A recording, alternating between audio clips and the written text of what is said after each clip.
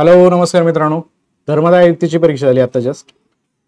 त्या परीक्षेमध्ये फर्स्ट शिफ्टचं जे अनालिसिस आहे ते अनालिसिस मी तुमच्याशी शेअर करत आहे. ओके, याच्यामध्ये बघा मॅथ रिझनिंग मध्ये मॅथवरती एकही प्रश्न विचारला नाहीये. ओके, संपूर्ण भर जो आहे तो रिझनिंग वरती आहे आणि रिझनिंग मधले कोणत्या टॉपिक्स वरती विचारलं आहे ते पण एकदा तुम्हाला क्लिअरली लक्षात ठेवा. बाकीच्या शिफ्टच्या विद्यार्थ्यांना ते कामाला येईल. ओके, रिझनिंग मध्ये कोडिंग रिकोडिंग वरती प्रश्न आहेत, अल्फाबेट वर्ड टेस्ट वरती प्रश्न आहेत, नंबर सिरीज वरती प्रश्न आहेत, ब्लड रिलेशन वरती, त्याच्यानंतर सिलॉजिझम वरती प्रश्न आहेत. ओके, तर्कशास्त्र आणि डायग्राम बेस्ड क्वेश्चन या टॉपिक वरती प्रश्न विचारले आहेत.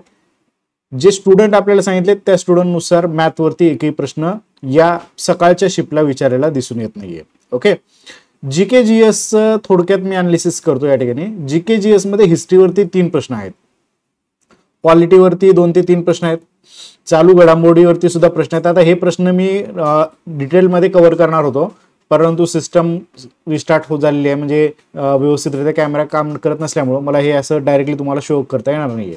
ओके, करंट अफेअरवरती प्रश्न आहेत. तरी सुद्धा मी काय करेन, प्रयत्न करेन माझं पवन सर टेलिग्राम हे जे टेलिग्राम चॅनल आहे याच्यावरती डिटेल अनालिसिस टाकण्याचा मी प्रयत्न करतो. ओके, सध्याच्या घडीला कोणत्या विषयावरती सर्वाधिक प्रश्न आहेत ते मी सांगण्याचा प्रयत्न करतो. ओके, महाराष्ट्राच्या बजेटवरती प्रश्न आहेत, जिओग्राफीवरती 2 प्रश्न विचारलेले दिसत आहेत, एन्शियंट आणि मिडियल हिस्ट्रीवरती सुद्धा 2 प्रश्न या आजच्या फर्स्ट शिफ्टला विचारलेले आहेत आणि सायन्स वरती मित्रांनो 1 प्रश्न विचारलेला आहे. म्हणजेच history, polity, current affair, budget, Maharashtra, geography, त्याचबरोबर त्या ठिकाणी एन्शियंट, मिडियल हिस्ट्री आणि सायन्स वरती इथं प्रश्न विचारले आहेत. मॅथ रिझनिंग मध्ये परत सांगतो, मॅथ वरती प्रश्न विचारला नाही. रिझनिंग मधला coding decoding, alphabet, number, blood relation, syllogism आणि डायग्राम बेस्ड क्वेश्चन विचारलेले दिसून येतात. ओके, आफ्टर मराठी व्याकरणावरती व्याकरणाचे पण प्रश्न दिसून येत नाहीयेत.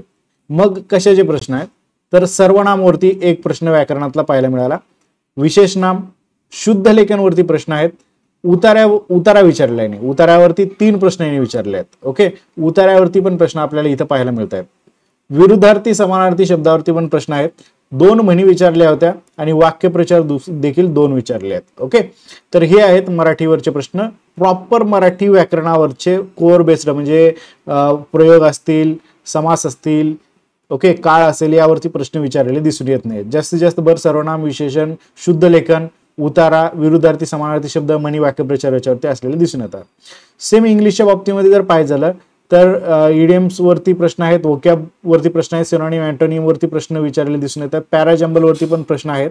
ओके, त्यानंतर पॅसेज वरती आहेत, त्याच्यानंतर सब्जेक्ट वर्ब अरेंजमेंट वरती आहेत आणि फिल इन द ब्लँक्स जे असतात करेक्शनचे यावरती सुद्धा प्रश्न विचारलेले पाहायला मिळतात. ओके, तर हे एकंदरीत तुम्हाला शॉर्ट अनालिसिस मी तुम्हाला सांगितलं आजच्या धर्मदाय आयुक्तीच्या परीक्षेचं. ओके, तर या पद्धतीचं अनालिसिस आहे. जे बाकीच्या शिफ्टमध्ये चाललेले विद्यार्थी आहेत त्यांनी व्यवस्थितरित्या हे टॉपिक्स तुमचे पक्के करून जा, कारण जवळपास 70 ते 80% हेच प्रश्न रिपीट झालेले दिसतात प्रत्येक परीक्षांमध्ये. ओके, चलो मी डिटेल अनालिसिस आल्यानंतर तुम्हाला परत शेअर करतो.